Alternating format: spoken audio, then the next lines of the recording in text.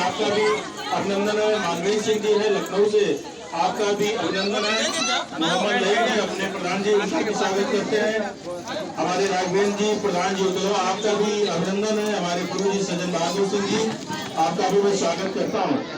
अपने इस गांव में आजादी के बाद से कई ऐसे रास्ते थे जो रिपेयर नहीं हुए थे, इंटरलॉकिंग जहाँ पर नहीं थी, हम लोगों ने इंटरलॉकिंग भी लगाने का काम किया, रिपेयर सड़क भी कराने का काम किया।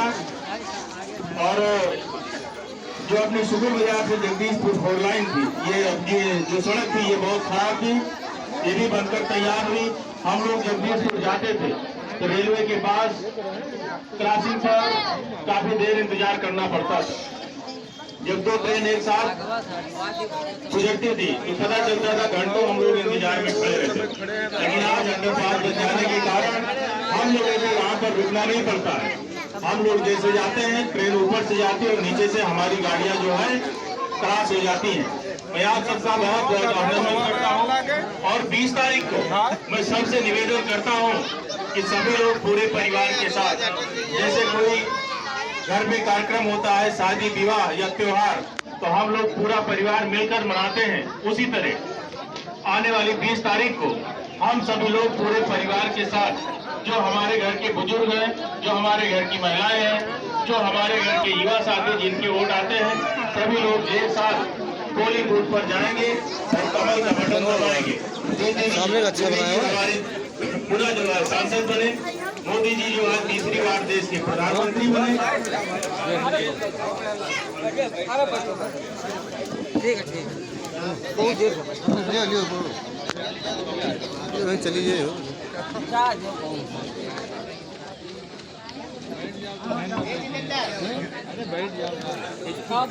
बैठो हटी है ना बहन, चालू है तो बैठ जी। जो हमारे क्षेत्र के और काम है उनका भी तेजी के साथ विकास हो सके।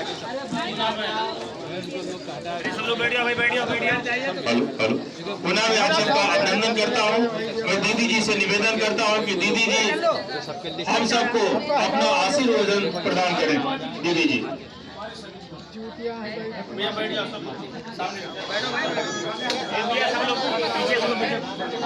पीछे देखो भाई, तुम आगे जाओ। आज आप सबके मध्य में मैं और सुरेश पासी विशेष रूप से भारतीय जनता पार्टी और प्रधानमंत्री मोदी जी के लिए आपका आशीर्वाद, स्नेह और सहयोग मांगने आए हैं। मैं अभी ऊंचाहार से आ रही हूँ और इसीलिए आने में थोड़ा विलम्ब हुआ, लेकिन साथ सुरेश अच्छी खबर ला रही हूँ कि सपा के विधायकों ने सपा छोड़कर ऊंचाहार में भी भारतीय जनता पार्टी दीदी स्मृति ईरानी किया है। साथ ही सपा के प्रदेश के महामंत्री ने भी सपा को छोड़ दिया। लोगों ने कांग्रेस से मुंह मोड़ लिया, इसलिए आज अखिलेश जी को यहाँ आकर गौरीगंज में अपने सपा के कार्यकर्ताओं को ही गरिया कर रहे हैं। ये पहली बार ऐसा हुआ है कि सपा के राष्ट्रीय अध्यक्ष, मुझे लगा सुरेश आकर मुझे गरियाएंगे, लेकिन अपने कार्यकर्ताओं को, अपने नेताओं को गरिया के चले गए हैं। शायद वो भी जानते हैं कि दीदी स्मृति ईरानी ने क्षेत्र में काम तो किया है। अगर स्मृति ईरानी को गरिया होगा तो जनता ही कहे कि भैया जो काम कर रही है उसका तो कम से कम सम्मान करो। इसलिए आज आप सब तारीख तो जानते हैं वोटिंग की, 20 तारीख। निशान मेरा जानते हैं पक्का? क्या है निशान? हाँ पीछे भाभी बैठी, क्या निशान? कमल ना।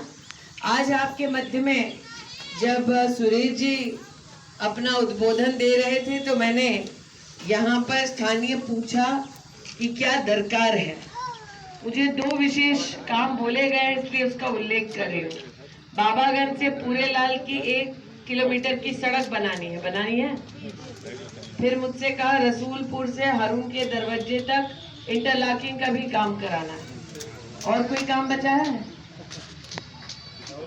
आज कामों की सूची जो हो गया वो तो सुरेश जी लंबी बनाए हैं, लेकिन जो करवाना चाहते हैं आज वो भी मेरे हाथ में काम देकर जनता ने ही ये संकेत दे दिया है कि पब्लिक 20 मई को पोलिंग बूथ पर जाएगी, कमल का बटन दबाएगी, फिर मुझे मौका देगी सेवा करने का। आप में से कई लोगों को मोदी सरकार से मुफ्त का राशन मिला है जी, मिल गया।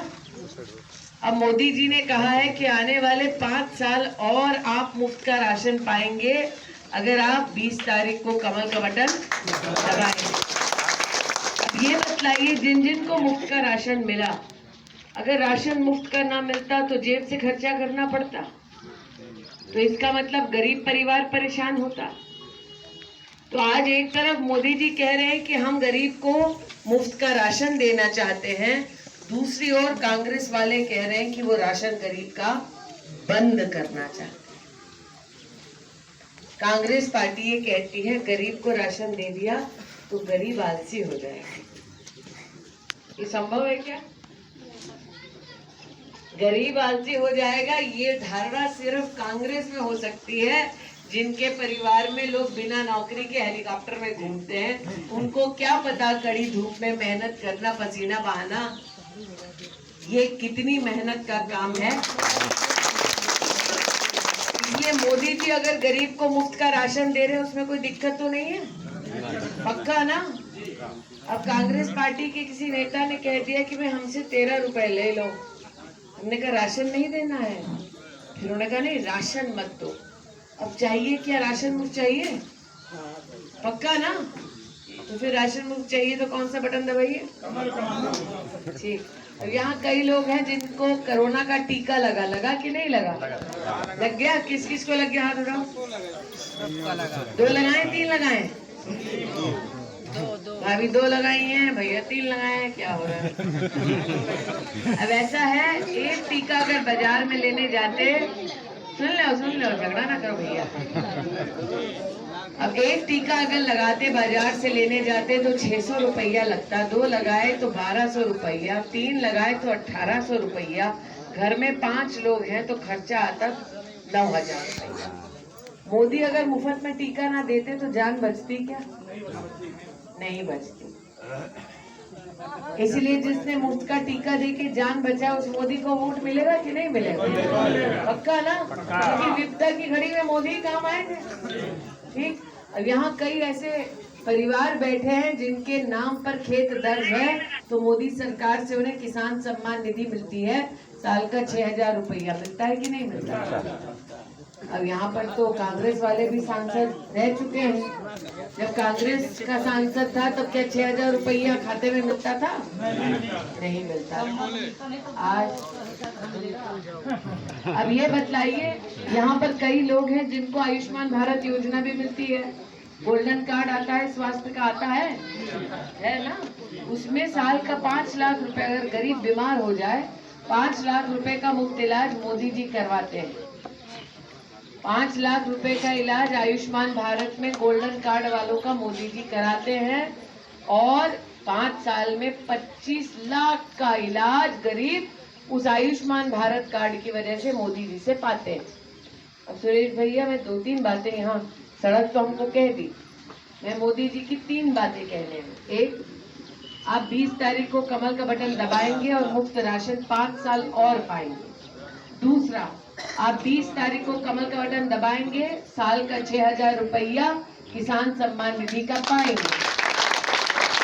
जितने बुजुर्ग हैं पूरे गांव में, जितने भी बुजुर्ग हैं, मोदी जी का विशेष संदेश है, सभी बुजुर्ग साल का 5 लाख रुपए का मुफ्त का इलाज आयुष्मान भारत का पाएंगे अगर हम सब मिलकर कमल का बटन दबाएंगे। इसलिए अगर साल का 5 लाख मतलब 5 साल का 25 लाख, गरीब को कभी 25 लाख रुपए की स्वास्थ्य की व्यवस्था कांग्रेस पार्टी ने दी थी क्या? नहीं। अब एक और चीज बता देते हैं, कांग्रेस पार्टी क्या कर रही है, रोना रो रही है जब हम पूछने जाते हैं कि भाई दीदी स्मृति ईरानी ने 5 साल में इतना काम कर दिया, कांग्रेस के सांसद ने 15 साल काम क्यों नहीं किया? तो कांग्रेस के लोग कहते हैं भाई हमारी सरकार नहीं थी। अब है क्या कांग्रेस की सरकार? नहीं है ना। कांग्रेस की ना प्रदेश में सरकार है ना देश में सरकार है। जब सोनिया जी की सरकार थी तब गरीब का काम नहीं किए, अब तो योगी मोदी की सरकार है, अब कहां से काम कर पाएंगे। फिर कांग्रेस पार्टी वाले कहते हम पैसा बांटेंगे। वो पैसा कहां से आया कांग्रेस के पास? अभी राहुल जी प्रियंका जी नौकरी किए हैं? नहीं किए ना। तो आप जैसे गरीब परिवारों को, गांव को लूट कर अपनी जेब भरे हैं, आप तनिक 500 रुपया धोती देकर कहते हैं वोट खरीदो।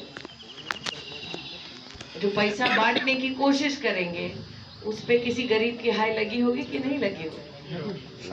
ये तो वो क्षेत्र है जहाँ कांग्रेस के दलालों ने मिट्टी का तेल भी पी लिया था गरीब का। सही कह रहे हैं?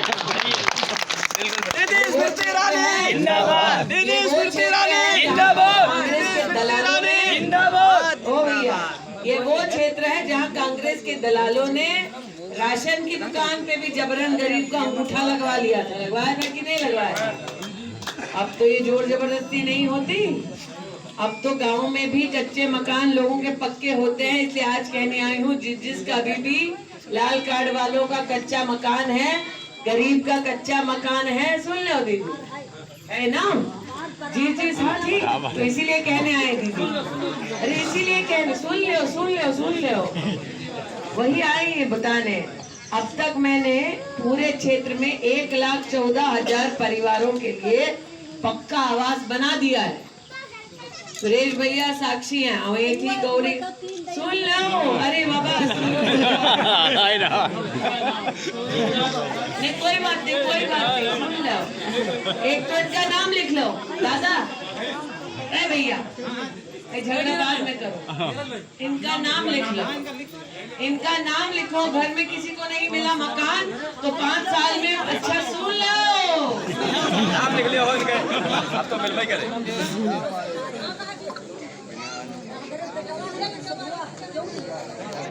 अच्छा अभी सुन तो लो।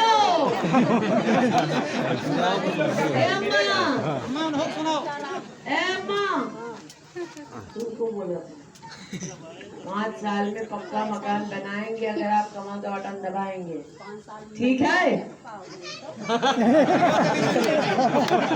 अरे तुम और हम साथ में इकट्ठे ऊपर जाएंगे, लेकिन उससे पहले कमल का बटन दबाएंगे, ठीक है? बोलो भारत माता की जय, भारत माता की जय, भारत माता की जय।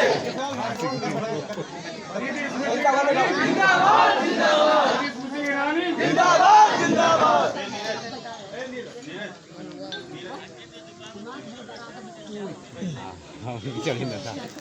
अम्मा, हम गौरीगंज में लेते हैं, साथ में अर्ची उठेगी, चिंता ना करें।